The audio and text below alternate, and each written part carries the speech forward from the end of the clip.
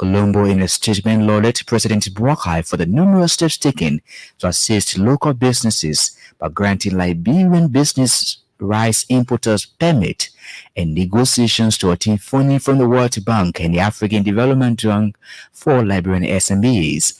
The organization called on the Liberian leader to review and reform the various tax regimes within the aim of providing tax incentives for Liberian businesses.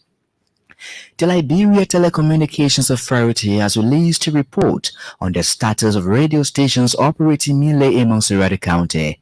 At a news conference Thursday, LTA Chairman Abdullah Kamara said 90% of radio stations are not in compliance with licensing regulations. Mr. Kamara said of the 53 licensed radio stations, only 10, including the Kakle-run Radio Maria, are in compliance.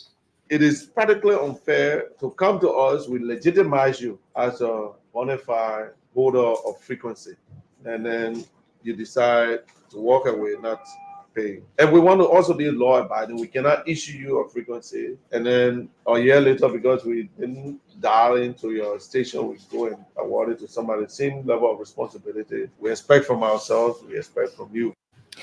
He stated that the radio stations have lodged in their payments to the LTA for the use of the frequency spectrum, thus rendering their operations illegal. The LTA chairman noted his institution will continue to engage those delinquent radio stations to ensure compliance, adding that shut it down will be the last resort. At the same time, the LTA has blacklisted 17 unlicensed radio stations in Montserrat County. LTA chairman Abdullah Kamara told a news conference in Pinsville that those radio stations have not been registered with the LTA. He said the stations are broadcasting on any available frequencies, thus causing interference with all radio stations. According to Mr. Kamara, the proliferation of illegal radio stations is so high that a moratorium has been placed on the issuance of licenses. Some of those unlicensed radio stations listed by the LTA include LBS Metro Radio and the Language Radio 97.7, MOE Radio, Freedom FM, OCM Radio, Radio Quartique, and Shatta FM. At the same time, the Liberia Telecommunications Authority has announced the formulation of new guidelines to protect consumers of mobile communication services within the country. LTA Commissioner for Public Affairs and Universal Access, Patrick Horner, said the consumer regulations will not only protect consumers but also guard spectrum users and mobile network operators. He told a news conference in Pinsville Thursday that the regulation, first of its kind in Liberia, will aim to improve quality of services by network operators. This is going to be the first time that I know of in the history of our country. We will have a set of regulations guiding spectrum users, guiding MNOs, and protecting consumers.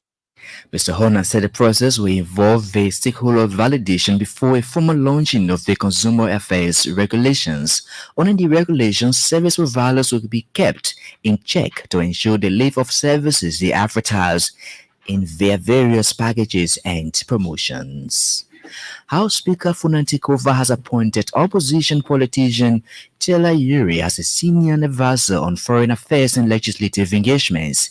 In an official announcement Thursday, Speaker Kova said Mrs. Yuri will spearhead his office agenda to foster collaboration between the Liberian legislature and other international legislative bodies. Taylor Yuri is expected to coordinate, advise, and guide the Speaker's foreign affairs initiatives within the legislature. The statement added that she will work in concert with the House's Committee on Foreign Affairs. The Senate has dismissed media reports of receiving $700,000 to host its recent retreat that was held in Buchanan Grant, Bassett County. In a release, the Senate Chair on Ways, Means and Finance and Budget Committee, Senator Prince Moore, clarified that the Finance Ministry disbursed $47,000 out of the $50,000 budgeted for the retreat. Senator Moore made a clarification Wednesday at the Capitol amid widespread sentiments over huge financial costs associated with the Senate retreat.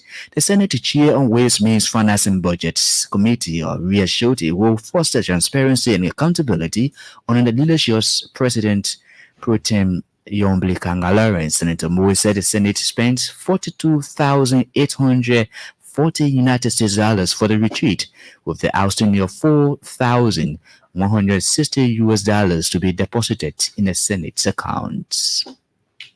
Governance Global Practice Manager for Western Central Africa has hailed progress at Liberian state-owned enterprises governance.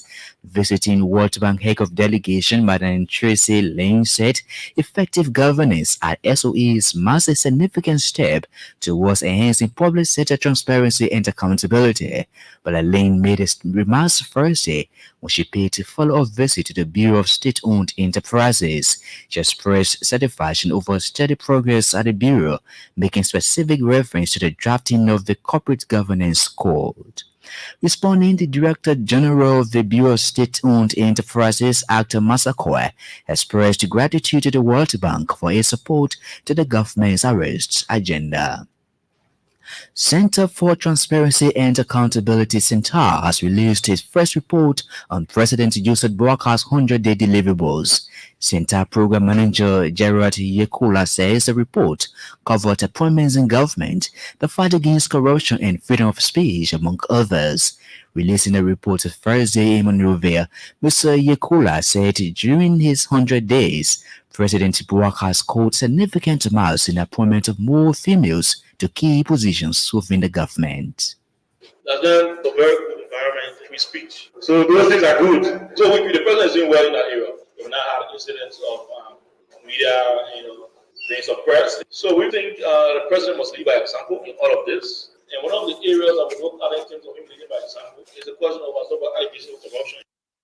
Mr. Yekola also disclosed that the Liberian leader prioritized freedom of speech during his 100-day deliverables, vowed political, social, and tribal affiliation. He said though the president made efforts in addressing corruption, more needs to be done to combat the menace in the public space. Meanwhile, CENTAR is urging President Boakar to lead by example in addressing promises made to the people of Liberia. And CENTAR Executive Director Anozi Miame says a report on President Boakar's 100-day deliverables was conducted impartially.